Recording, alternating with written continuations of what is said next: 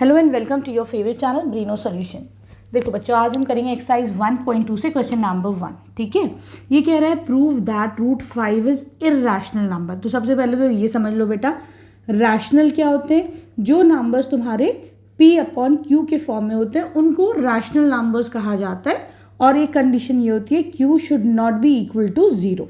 ठीक है, और दूसरी बात ये होती है बेटा, P और Q जो है वो को प्राइम नंबर्स होते हैं। अब ये को प्राइम कहाँ से आ गया वर्ड? को प्राइम ऐसे नंबर्स होते हैं जिनका कॉमन फैक्टर सिर्फ 1 होता है। ठीक है, जैसे कि सपोज करो 4 और 7। अब देखो ये दो ऐसे नंबर्स हैं जो दोनों जो है बेटा सिर्फ एक 1 की टेबल में आते हैं। कोई भी ऐसा नंबर नहीं है जिसकी टेबल में ये दोनों आते हैं, है कि नहीं?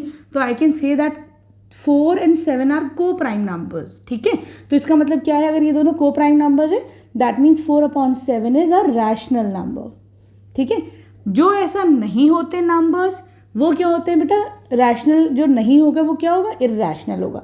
तो अब तुम्हें समझ में आ गया रैशनल और इर्रेशनल में थोड़ा सा। ठीक है, क्लियर है? अब देखो बेटा, ये कह रहे हैं कि prove that root 5 is a rational number. ठीक है, तो अब देखो रैशनल, मैं एक कॉन्ट्रोडिक्टरी अज्यूम कर लेती हूँ। मैं कह देती हूँ कि लेट अस सपोज, हम अज्यूम कर लेते हैं, let us assume that root 5 is a rational number. हम शुरुआत ही उल्टी करते हैं। ठीक है, लेट अस अज्यूम दैट, मैंने मान लिया कि root 5 is a rational number. ठीक है, अब हम यहाँ से क्वेश्चन शुरू करते हैं। ठीक है, सही है। अब देखो बेटा, अगर root 5 is a rational number that means root 5 can be represented by A/B। अब मैं रूट 5 को A/B के फॉर्म में लिख सकती हूँ। ठीक है, दूसरी बात क्या होगी कि A and B are coprime numbers, मतलब उनका कोई भी कॉमन फैक्टर नहीं है अदर देन 1। आगे बात समझ में? तो A and B are coprime numbers, simple है। चलो, अब मैं क्या क्या कह सकती हूँ? B को इधर ले लो तो ये B रूट 5 हो जाएगा। This is equal to A। Simple, आसान है। अब हम क्या करते हैं बेटा, दोनों तरफ स्क्वायर कर देते हैं। ज़रा सा कर सकते हैं ना, कोई भी मसला नहीं है।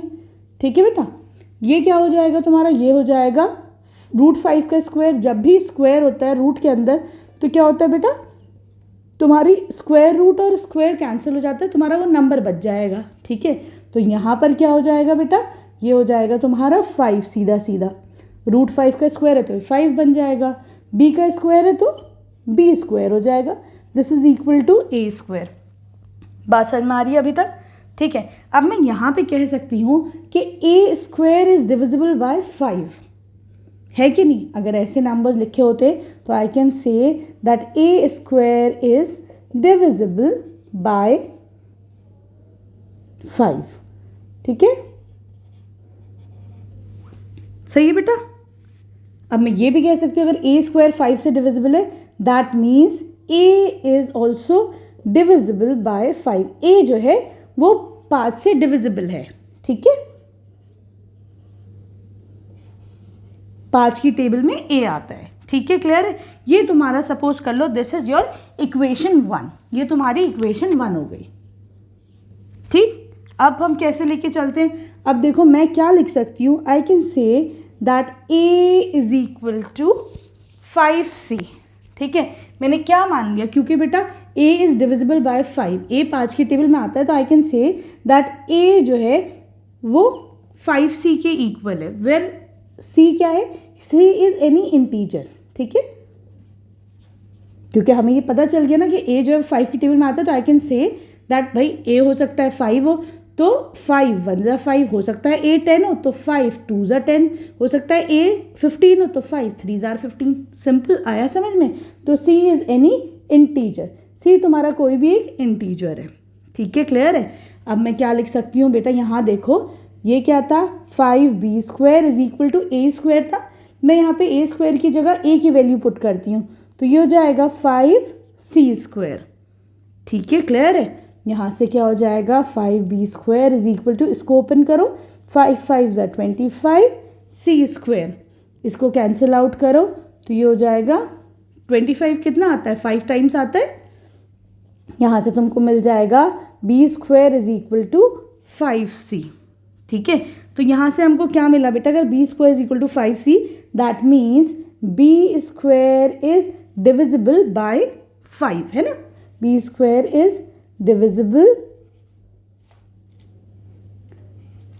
बाय 5, ठीक है। तो फिर you can say that b is also divisible by 5। b भी 5 की टेबल में आता है। हम यहाँ से कह सकते हैं कि भाई b भी जो है वो 5 की टेबल में आता है, ठीक है, क्लियर है। अब देखो यहाँ से तुम्हें पता चला कि a भी 5 से डिविजिबल है, यहाँ से पता चला सेकेंड इक्वेशन से कि भाई b भी 5 से डिविजिबल है। पता चला नहीं पता चला, है ना। यहाँ से हमको ये मिला, लेकिन हमने क्या अज्यूम करा था कि a और b तो को प्राइम नंबर्स है, ये इनके पास कॉमन फैक्टर है ही नहीं। और यहाँ पे क्या आ रहा है कि a और b दोनों के पास एक कॉमन फैक्टर है, दैट इज 5। तो ये कॉन्ट्रोडिक्टरी चीज़ हो गई। तो आप इसको कैसे लिख देंगे यहाँ पे? बहुत आसान है ये वाली एक्सरसाइज, बहुत ही सिंपल है। तो you can say from 1 and 2 our contradiction is wrong, है ना। हमने sorry our assumption this from 1 and 2 this is a contradiction. ये कॉन्ट्रडिक्शनरी बात हो गई, है ना। दिस इज अ कॉन्ट्रडिक्शन, मतलब ये हमारा assumption, our assumption is wrong, हमारा अजम्पशन ही गलत हो गया, ठीक है बेटा। आर अजम्पशन इज रॉन्ग, ठीक है। This implies that √5 is a rational number. √5 एक रैशनल नंबर हो गया, ठीक है। अब आ जाओ तुम इसके सेकेंड क्वेश्चन पर।